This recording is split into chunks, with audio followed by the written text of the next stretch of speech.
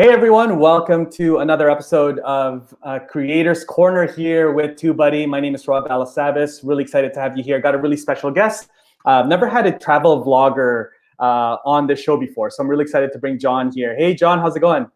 Doing great, Rob. Thanks for having me, man. I appreciate it. Yeah, good to have you here. John Barr is a YouTuber. He's a YouTube content creator. Here's his channel. I'm gonna actually put your channel up here, John. So John right now has over almost 150,000 subscribers with almost like I think 24, 25 million views in a really short amount of time, like 4 years or less, I think. Less than 4 years, yeah. Less than 4 years, and so absolutely killing it. But I thought this would be a really good conversation to have, John, because you are a travel vlogger, right? Like that's what you do. You talk a lot about New York, travel, lifestyle, places to visit. And so it's really interesting. I'm really looking forward to this conversation because like, I'm curious what you're doing as a travel vlogger, your content and all that stuff. So before we dive into it, why don't you introduce who you are, John, and what you do and where you're at right now? Sure. Well, you gave me a very nice introduction. I appreciate that. I mean, you gave my stats, but I've been involved in making YouTube videos since May of 2016. And yeah, travel is my main niche, although a lot of people know me as a creator that focuses on New York City. And, I'm always trying to show people the best places to go, things to do, the foods to eat. I try not to concentrate too much on just one thing. I do love traveling. I love to showcase different countries. And after this is all over, I bet you anything I'm going to be traveling a ton because I'm a little sick of my apartment. Yeah, totally.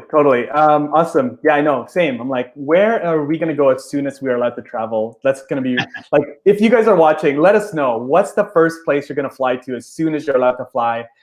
We've got a lot of people tuning in here. We got Tyler Miller says here be bar. We got Gabe.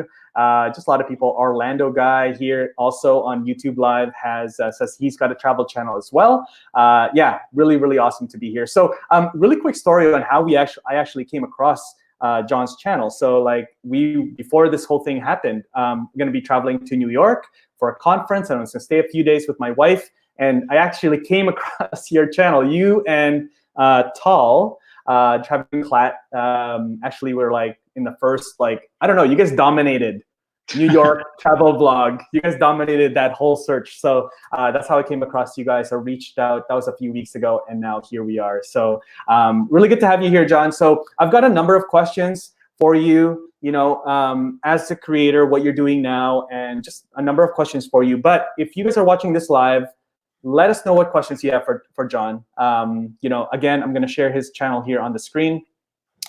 But yeah, the first thing, John, is like really just take us back. Like, how did you, like less than 4 years ago, how did you even get into YouTube and start creating on YouTube? And, what was the turning point where you're like, I'm going to go all in on building this channel? Okay. Wow. Well, I guess the start of my channel probably stems from my original career choice. I was a sports broadcaster for almost a decade, and I broadcast on radio, I broadcast on television, I studied journalism at Rutgers. I'm originally from New Jersey.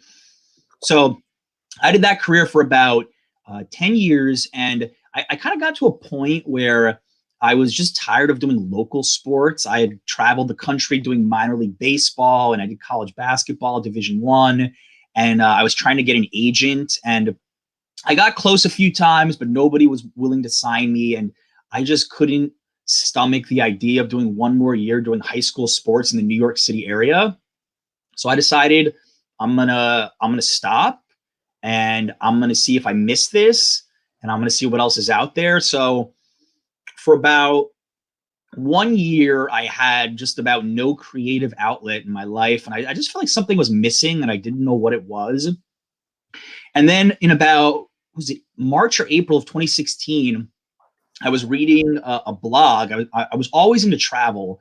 I was reading a travel blog, and they showed a video. It said, this YouTuber just lost his status with JetBlue. And that YouTuber was Casey Neistat. Now, keep in mind, in 2016, I only used YouTube for watching old music videos and like old content. I'm a big movie guy, like 80s movies, clips, stuff like that. And I saw this and I'm like, so this guy's making videos by himself and he made it look so easy. And I had a big trip coming up. I was going to be living in Spain with my then girlfriend, now wife, for 2 months. And I thought, well, if this guy can make videos about traveling, he was always on airplanes, like, why don't I make videos about travel myself? So that's how I started it. Casey Neistat actually gave me that spark, and I started to research what YouTube was and what vlogging was. I had no idea. And that was a long time ago. It feels like 20 years ago, but it was 4 years ago. And I just stayed consistent. I was just consistently making videos. And I would say that maybe a year ago, I really started to concentrate hard on New York City, where I've lived for almost 9 years now. And that really changed my channel a lot. I got a lot more subscribers just focusing on where I'm living. I still do travel content, but I really think that focus on New York made a huge difference in where my channel has gone. So I guess that's where we're at right now, where I'm maybe more known as a New York City vlogger who travels than a travel vlogger who lives in New York. I'm still trying to change that. I still want people to watch my content anywhere I go. But I do realize that if I drop a New York City video, it's far more likely to get views than if I drop a video, I don't know, about Moscow. So that's where I'm at right now. Yeah, that makes a lot of sense. I mean, obviously, YouTube wants, focused content, and probably in the suggestions and stuff like that, you're just like dominating in New York travel, travel tips, vlogs, that sort of thing. Tyler Miller, I don't know if you guys are friends, but he says he went to the swings at Pier 35 because of your video. So there you go. Thank you. That was in my video I released a couple of weeks ago at Lower East Side. I know exactly what he's talking about. Yeah. That's awesome. That's good. Awesome. Guys, again, if you guys are just tuning in, I'm here with John Barr with Here Be Bar, YouTube creator, travel vlogger, and we're just really having a candid conversation about what it's like to be a travel vlogger sort of during this situation right now that we're in. So I'm curious, John, I'm talking to a lot of content creators out there and YouTubers, and some of them are creating really specific content that is for the present time right now. Some of them are continuing evergreen content and not really mentioning anything around the global situation that we're in. So curious about you. I'm seeing some of your content now. You're obviously spending a lot of time at home, as expected. And so I'm curious where your mind is at with the content you're creating during this time and that you're uploading to your channel. Well, it's a difficult question, and it's debate I've been having with a lot of my other friends in the travel vlogging industry. It's, do we keep posting travel content? Now, for me, that's not even an option at the moment, because I'm one of those people that when I film something, I'm likely editing it within 24 to 48 hours. And I know that's a rarity. Most people are always surprised to hear that, because most other travel creators that I talk to, they usually have like a log jam of 20 or 30 videos, but I'm one of those people where I want to edit when it's fresh in my mind. So when this all started, I had one video that I had not published that I could still share. It was about eating in Chinatown. And after that, I'm like, well, I can't go review New York City neighborhoods or New York City attractions because they're all closed. So from my perspective, being a travel vlogger, like, okay, wait, we got a problem.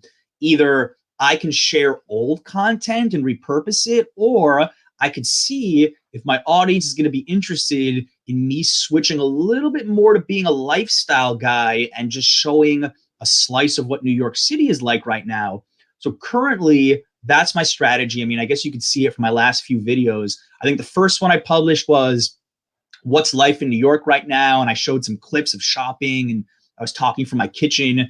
And then the last video, which we were talking about beforehand, was about 10 things I do to keep from going crazy in a tiny New York City apartment during this crisis. And it was just like me exercising and cooking with my wife, ordering food, things like that. So at the moment, my theory is that I need to stick with a little bit more lifestyle stuff, because all the travel creators I'm talking to, they're telling me that views on travel content's going down and views on the present are going up. Now, in different spheres, it might not matter, but I just don't think people are really in the mood or wanting to watch travel right now. I could be wrong. I hope I'm wrong, but I think that over time I can shift back to it. But right now, I would rather make content that's a little bit more about current events without making people depressed, but making them happy in some way, shape, or form. Yeah, no, that's really good. That's good advice, especially for travel vloggers and travel content. You know, obviously, a lot of people. I was having this conversation with a friend of mine, and it's like, are you watching any travel content? Are you watching like how, you know, what to do at a certain city kind of thing? If you had 48 hours, you know, that sort of video.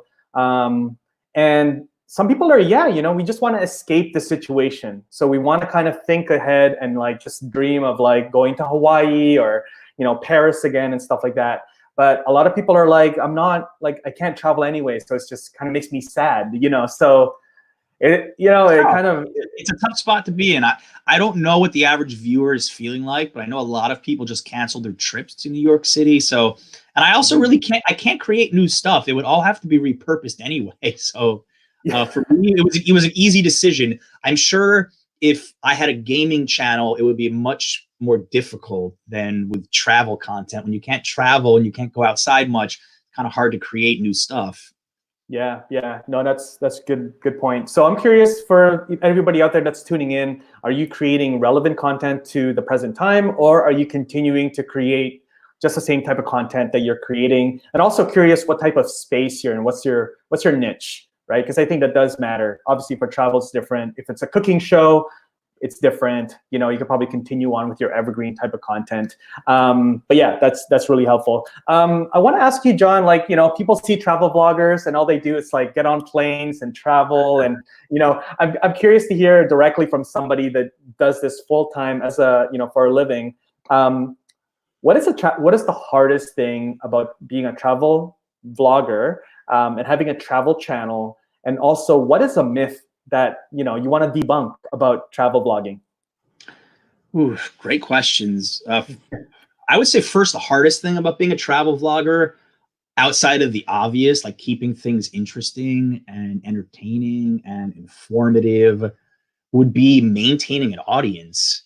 Because travel isn't as simple as having a cooking show. And I'm not saying having a cooking channel is simple, but you have one topic.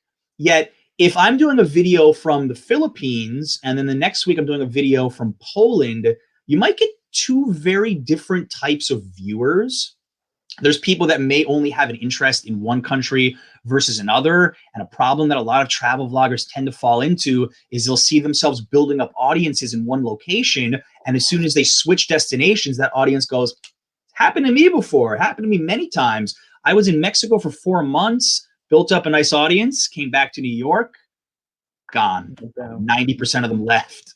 So that, I would say, that is the hardest part, is consistently traveling. And being in one destination, even in my case, doing a lot of New York stuff, is easier than the travel vloggers that I know of who are just consistently year-round switching destinations. It almost becomes more feasible for people to buy into your personality and to your branding versus a destination. And that's another topic to discuss, is branding yourself as a travel vlogger.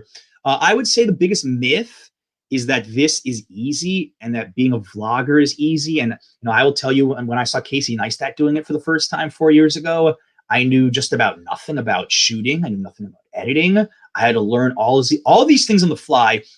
The only advantage I had was I was a broadcaster for many years. So speaking in front of a camera was never difficult for me. Everything else was difficult for me. And I think a lot of people think, oh, they're just YouTubers. They bring their little phone everywhere and it's so simple and I can edit in 30 minutes and I'll get 100,000 subscribers in a week. Biggest myth is that this thing is easy, I would have to say. That's true. That's true. A lot of people do think it's easy, that they can just pick up a phone and just start and upload and away you go. There's so many things to learn. Thumbnails, keywords, researching, all these things, right? Looking at the camera when you're talking, you know, editing, man. Do you do all your own editing, by the way? I edit all my own stuff. I think I had a friend of mine edit my video twice out of like 450 videos. And those were for very specific reasons. But yeah, I do all my own editing. All your own editing. Awesome. All right, sounds good. I'm just going to check into the comments here and see if there's any questions. There's a good comment here from Orlando guy. I'm doing a series on the history of Orlando. Since I can script and use archive photos for a Ken Burns-like documentary, it'll serve as a great evergreen content as well. So yeah, that's good. It's a good way to do it. Some history, some educational content like that. Let's see here, just double checking to see if we've got any questions. Oh, Gabe is asking, how do you come up with ideas for your videos? Sometimes I'll just lay in my bed with my laptop and be like, okay, what can I do for the next month? And I'll just go stream of consciousness and start listing videos. Other times I'll ask my audience. I have the community tab. I've gotten a lot of great ideas just from viewers who had a suggestion. And I'll be like, oh, you know, I never thought of that. That could be a great video idea. Other times I'll look at what content has worked for me in the past. And if I know it's worked, can I repurpose it? For example, neighborhood guides.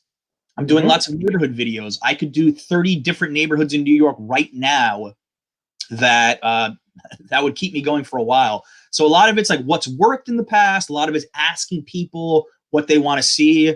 Sometimes I'll just scan around YouTube looking at other travel creators. Like I've gotten some great ideas from channels in other cities that have done a video topic, let's say in Las Vegas, and I'll think, okay, I could maybe do something like that for New York. So yeah, there's lots of ways you could come across ideas. That's great. That's great. That's awesome. And okay, so we're good with that. So I'm curious now, kind of shifting gears here. I want to talk about the business behind your channel. So can you just touch on some of the revenue channels that you've set up? I know you've got Patreon, brand deals and things like that. Can you just like briefly touch on that and like what are some of those things behind the scenes that we don't get to see when we're watching your videos? Oh, sure. Well, I would say my biggest source of revenue, which is actually not common for a lot of creators I've seen, is just Google AdSense is being paid for views. And I will say that doing travel content from New York City to a mainly North American and European and UK audience is more lucrative than if I was doing travel content and had a big audience, I don't know, let's say in Southeast Asia. So getting money straight off of views has been my biggest revenue source. And it's been a blessing at times because I don't feel like I have to pursue brand deals as much, where you give the brands a lot of power over you depending on the situation. I do brand deals from time to time, but it's not something that I actively pursue. I don't pitch myself to brands. I get emails sometimes, and very rarely will I even respond if it's something relevant. I'll do it. For example, I did a brand deal with Babbel, and it's a company that helps with language learning, and I was just going to Puerto Rico, so it was the perfect segue to learn Spanish. So if a brand deal makes sense, I'll go for it. But you ask any of my subscribers, they'll say they hardly ever see me doing brand deals. Another thing I use is Patreon. I've only had it for about less than 6 months, maybe 4 or 5 months. It's not something I'm pushing hard enough. I regret not pushing it more. I've noticed with Patreon that when I advertise special offers, people are more likely to join if I'm giving some kind of a bonus. And I think the community that I've created in Patreon is amazing because I know most of these people now. They get to see my videos early. I recognize their names. I recognize where they're from. So I think Patreon is something that I'm going to be pushing for a little bit harder in the future. Last but not least, I do affiliates from time to time, although my biggest affiliate in the past has been Airbnb, where I get money every time somebody signs up. And as a travel creator, I've got lots and lots of people signing up for Airbnb. So even though it's not officially money, it's travel credit, which to me is like gold. So I have not paid for an Airbnb in a really long time. That's my absolute favorite revenue stream right now for my YouTube channel, just as someone that loves to travel. No, that's awesome. That's awesome. Yeah, it's really good. I'm always curious, because a lot of people there are creating a lot of content, and I feel like they haven't really looked at the behind the scenes things of actually building a business, which you've done really well. That's awesome. So if you're watching, I'd love to know. I'd love to hear in the comments what you guys have in place as far as your revenue channels, whether it's courses or Patreon, memberships, affiliates, brand deals, that sort of thing. Let us know in the comments. John, you're almost about to hit, I guess, like 150,000 subscribers, which is like a huge milestone. What was one of the milestones, kind of getting up here to this point with your channel? What was one of the milestones that really stands out at you and it was like, yeah, man, this is awesome to get here? I mean, there was a lot of them Yeah. over the years.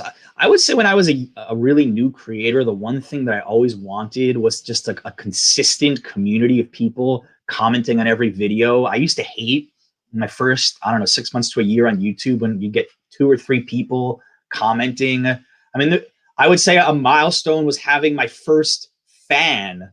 And I don't mean that from an egotistical perspective. It was just like, wow, there's one person who keeps commenting on every video. I have someone that's excited to see Here Be Bar. And then when I got 1,000 subscribers, when I got 10,000 subscribers, and then you get 100,000 subscribers and you get that silver play button, I would say the 100,000 subscriber was probably my biggest milestone, only because YouTube gave me a check mark next to my name, and I got the silver play button, and it was always this goal that seemed so far off, and it just eventually happened. So I'd probably say the silver play button was my biggest milestone, although I'm not really in this for milestones, but you need an answer. That's what it is. Yeah, no, that's awesome. Where do you keep that play button? I actually have it right here. You have it right there? Oh, there you go. It was on my wall. Yeah, it's pretty cool. There you go. Nice. There it is. Yeah, that's awesome, man. Yeah, there you go. Nice. I'm curious, what is the next, like, I guess, yeah, I mean, it's not really a huge thing for you to be paying attention to milestones and stuff, but like, what's the next one that you're really gunning for right now? Like, what is the one, do you pay attention to like that stuff, like subscribers and view counts and, analytics, I suppose? Like, is that something that you check on, or do you just like focus on making sure you got really good, awesome content that people like? I'd like to tell you that I just focus on awesome content, but I probably obsess over analytics as much as any creator. I think you kind of have to, though. I mean, you have to see our videos getting, is your click-through rate good? How many views have I gotten in the last 48 hours? Am I dropping right now? Do I need to release a video to pump up my channel? I would say, I don't know, maybe 1 million subscribers. I don't know. That would be pretty cool. Yeah. I don't know if 200,000 subscribers means anything else than 100,000. I guess 500,000 would be cool. I don't think I'm anywhere near there yet. But I'm more just about having a channel that's making consistent growth, consistent revenue. And that to me is more important than a number. No, that's good. That's good. It's great to hear. Orlando guy says that for his revenue, he's got AdSense, merch, sponsors, hotel sponsorships, affiliate marketing, credit card points, etc. So that's awesome. That sounds about right. Awesome. So I'm just gonna, guys, if you guys have any questions, feel free to drop them in the comments. Also, if you're watching this on the replay in the future, leave your questions in the comments as well. We'll make sure to monitor them for you and get them over to John. John, so as we wrap up, what's some advice out there for people just to deal with, what's happening around the world? I know it's kind of hard to give an over-encompassing advice for all types of channels in all niches, but for creators out there that are thinking, hey, you know what, I want to create more content, what's some thoughts that you might want to share with them? What's some things that you're thinking about? I mean, the best advice I would ever give to a new creator, and this was actually something that Tim Schmoyer, because I study a lot of these channels. I'm sure you know Tim. He talked about in one of his books. It's a word called value proposition. Like, what is the value of your channel? And you have to figure out, what is it that makes people come back for more? What is that one thing or two things that you do really well? And I realized for myself, it was being informative and teaching people like where to go and what to do. I don't think people are watching me for my sense of humor. I mean, I try to be funny once in a while, but I know I'm not a comedy channel. I'm a channel where people are coming to learn like what's up in New York, or like what are the coolest things, or give me your insider tips. I know that knowledge and info are my strengths, so I play hard to those strengths. Even with the changing climate right now, I can't travel. My last video was about 10 things I do to stay sane. But of course, my angle was I'm being informative. I'm giving people good ideas. So I know like what my channel stands for. And I think a lot of new creators, they don't realize what works for them. They might have one good video and not come back to that idea and not think, well, that video got a lot of views. Can I do something similar in the future and keep this momentum going? So I think that's really important. As far as other advice, I mean, thumbnails and titles are very underrated, especially thumbnails. I would say that I've put a lot of extra emphasis on my thumbnails in the last year or two. I have a friend who's a graphic designer. If I need something special done, I will let him design my thumbnail. I'll pay him some money, and it has, paid off dividends upon dividends to have him do some custom thumbnails for me. And even for titles, maybe I'll write down 2, 3, 4 titles, and I'll ask my other YouTuber friends, which one of these do you think is best? And some of my friends have corrected me and said, no, change that word right there, or do this. Like, have a circle of people in your brain trust who know what they're doing or at the same level as you and grow together. That's also really good advice. But the number one thing is value. Always know like what value you are giving to your audience, and that has to kind of play into every decision you make, even editing a video. Like, am I showing something right now that's not really valuable? Like, what's the point of this right now? In my head, I'm always thinking, what's interesting for the viewer? What's interesting for the viewer? How can we keep this moving along? So yeah, that's what I would say. That's awesome advice. Really good advice, not just for the channel, but also like the one thing that you mentioned there too. And in your latest video, you mentioned this, 10 ways to survive quarantine, is reach out to somebody. I think you mentioned that you talked to at least one person for half an hour a day. Tal was there. You guys were doing like a call, a Facebook Messenger call or something. And I think that's really important. In this crazy time that we're in, we're all in self-isolation. It doesn't mean that you can't reach out and connect. And you also mentioned that you have a brain trust circle of people that you share thumbnails with and you share ideas with. So growing a community, I think, is very underestimated right now. The power of community, how we can get through this together. So this has been really awesome, man. So yeah, let people know where to find you. I've got your channel up on the screen here again right now. And then I'm going to go back and share the links in all the chats. But what's the best place to connect with you, John, and kind of see what you're working on other than your YouTube channel? Yeah, I mean, obviously YouTube. I'm on Instagram, here.be.barr. You could just search that. You'll find me. I'm on Twitter. I'm on Facebook. I was on TikTok for a little while, got a little sick of it. So my TikTok channel is kind of dead right now. Maybe I'll go back to it now that I have the extra free time. But yeah, everything under Here Be Bar. I also want to say hi. I see some people were saying hi to me. What's up, Mark and Eileen? Hope you guys are doing well in Canada. Vasilios in Greece, I met you. What's going on? Richard, one of my Patreons, how are you? Just saw a couple of people. Oh, awesome. Yeah, I did see that. That's great. Vacation Impossible and Richard and Tyler. This is good. Awesome. John, thank you so much for your time. Really appreciate it. We need to get you back on again once this is all done and hear what you're up to once you're able to travel again. But yeah, thanks for your time. Everybody that tuned in live, thank you again. And stay safe out there. And we'll catch you guys again in the next episode of Creators Corner tomorrow. Thank you, Rob. Thank you. Hang on for a second, John. Bye, everyone.